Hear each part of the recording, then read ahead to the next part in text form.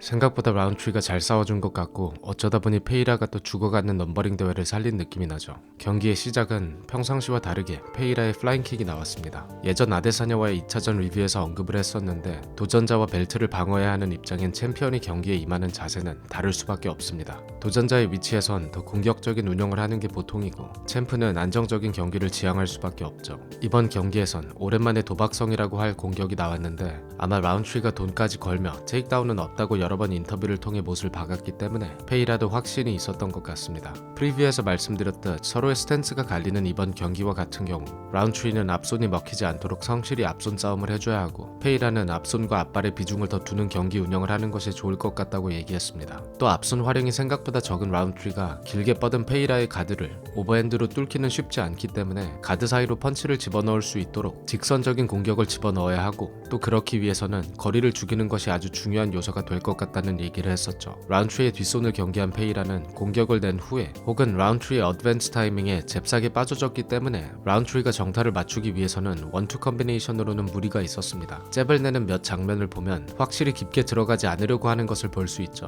그렇다면 라운트리의 펀치가 페이라의 앞면에 닿기 위해서는 첫째, 페이라의 오펜스의 타이밍을 잡는다. 둘째, 원투가 아니라 전진하며 원투 쓰리로 이어지는 컨비네이션을 길게 넣어준다. 셋째, 아예 깊게 던진다 라고 정리할 수 있을 것 같습니다. 그렇다면 첫 번째 때릴 때 타이밍을 잡기 위해선 가장 이상적인 것은 나의 공격을 통해 상대의 공격을 끌어내는 것일 겁니다. 사실 이 부분은 프리뷰에서도 얘기했던 라운트리는 앞손 활용이 많은 선수가 아니라는 점에서 조금 불리한 부분이 있었죠. 한 예로 1라운드에 앞손을 깊게 넣지는 않았지만 툭툭 던져주고 세 번째 낸 앞손을 통해 페이라의 공격을 끌어내자 뒷손 타이밍이 나왔습니다. 맞추지는 못했지만 이런 흐름이 가장 이상적이죠. 하지만 경기 전반적으로 안전한 운영을 하려고 하는 페이라가 잽을 깊게 찔러넣지 않았기 때문에 타이밍 자체가 나오지 않았다고 생각하는데 반대로 라운트리 본인이 아예 깊게 찔러넣음의 공격을 유도했을 경우엔 페이라의 타격이 너무 정확했기 때문에 손해를 보는 장면이 꽤나 많았습니다.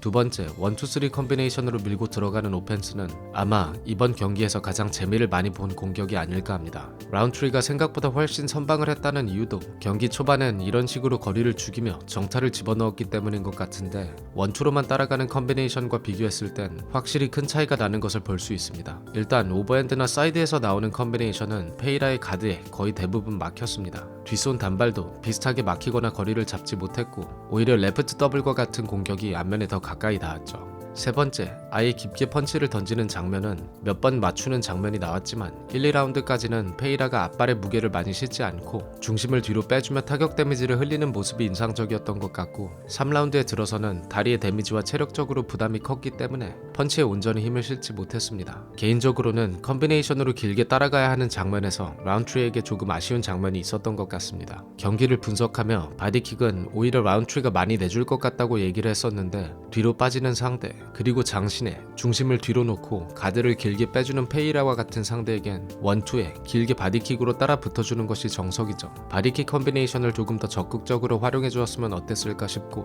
단발성이었다고 하더라도 뒷발킥을 조금 더 적극적으로 차줬으면 어땠을까 합니다. 바디에 딥이 제대로 들어간 장면이 한번 나왔는데 페이라의 반응을 보면 확실히 데미지가 있었습니다. 또 3라운드부터 코너 사이드에서는 바디를 더 적극 활용하라는 주문이 있었던 것으로 보이죠. 3, 4라운드에 라운트리의 바디가 생각보다 아주 괜찮게 잘 들어갔습니다. 바디블로가 중요한 이유는 당연히 체력적으로 부담을 느끼게 할 수 있다는 점과 상대의 가드를 떨어뜨리고 오버핸드를 적중시키기 위한 훌륭한 셋업이라는 점이 있습니다. 라운트리가 바디에 셋업을 하자 페이라의 가드가 떨어지는 장면이 한두 번 나왔던 것 같습니다. 또 킥에 대해서 얘기를 빼놓을 수 없을 텐데 먼저 라운트리의 하이킥이 들어가며 경기가 끝날 뻔한 장면이 있었습니다. 이게 웬만하면 맞을 수밖에 없는 타이밍으로 리온과 우스만의 경기, 게이츠와 포이리의 경기처럼 피니시가 나오는가 싶었지만 중심을 반대쪽으로 옮겨주는 페이라의 센스가 정말 대단하다고밖에 표현할 수 없을 것 같습니다. 이번 경기에 페이라는 뒷발 하이킥을 굉장히 많이 냈습니다. 라운트리는 특히 오소독스의 뒷발킥의 반응이 아주 좋기 때문에 웬만하면 뒷발 하이킥보단 앞발을 통해 견제를 해주던가 딥킥으로 찔러주었으면 좋겠다는 얘기를 했었는데 경기 내내 하이킥의 타이밍을 잡으려는 모습이 나오기도 했고 결국엔 카운터를 허용하며 아주 위험한 장면이 연출됐습니다. 아마 그만큼 라운트리 라운트리의 뒷손에 대한 압박이 컸기 때문에 최대한 멀리서 안전하게 거리를 죽이는 옵션이라 생각했던 것 같습니다. 레그킥은 평상시에 페이라의 경기처럼 아주 성실하게 차주었죠.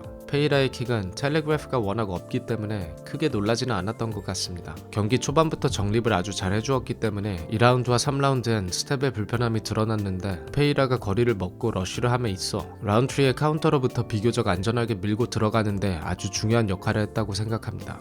결론적으로 발이 따라가지 못하다 보니 오히려 페이라의 잽과 컨비네이션이 훨씬 잘 들어가기 시작했죠. 또 이번 경기에 가장 중요했던 체력적인 부분을 보면 폭발력을 더 필요로 하는 라운트리의 러쉬를 보았을 때 당연히 더 많은 체력을 필요로 할 수밖에 없습니다. 라운트리는 스탠스가 상체를 구부리고 많은 근육량, 펀치를 크게 휘두르는 스타일로 더 빨리 지칠 수밖에 없는데 이미 1라운드가 끝나고 좀 지쳐 보였습니다. 그리고 결국 페이라를 상대로 이런 식으로 밀리기 시작하면 답이 진짜 없죠.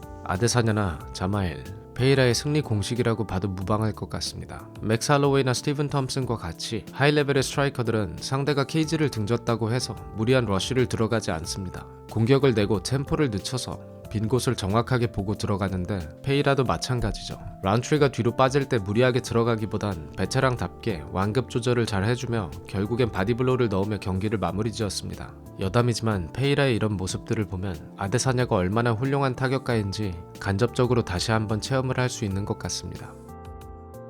또 체력적으로 2라운드 안에 끝내지 못하면 아주 어려운 경기가 예상했던 라운트리가 예상보다 훌륭한 경기력과 투지를 보여준 것에는 이견의 여지가 없는 것 같습니다. 하지만 개인적인 의견으론 왜 테이크다운을 절대 하지 않는다고 고집을 했는지 모르겠습니다. 체력이 좋은 스타일이 아니기 때문에 UFC 커리어에 테이크다운 시도가 없는 것은 사실이지만 이런 중요한 경기에 여러 옵션을 열어두고 조금이라도 페이라의 머릿속을 복잡하게 해주는 편이 더 좋았을 텐데 말이죠. 페이라는 3차 방어를 끝으로 이제 앙칼라예프만 잡아낸다면 정말 라이트 헤비급에서 의문점이 남지 않게 되었습니다. 물론 앙칼라예프가 라키치를 이긴다는 가정하에 말이죠. 올해는 쉬지 않고 경기를 했기 때문에 휴식기를 좀 갖는다고 하니 길게 봤을 땐 좋은 소식이지 않나 싶고 라운트리도 부상을 잘 회복했으면 좋겠습니다. 그럼 분석 마치겠습니다. 시청해주셔서 감사하고 곧 다른 분석으로 찾아뵙겠습니다. 감사합니다.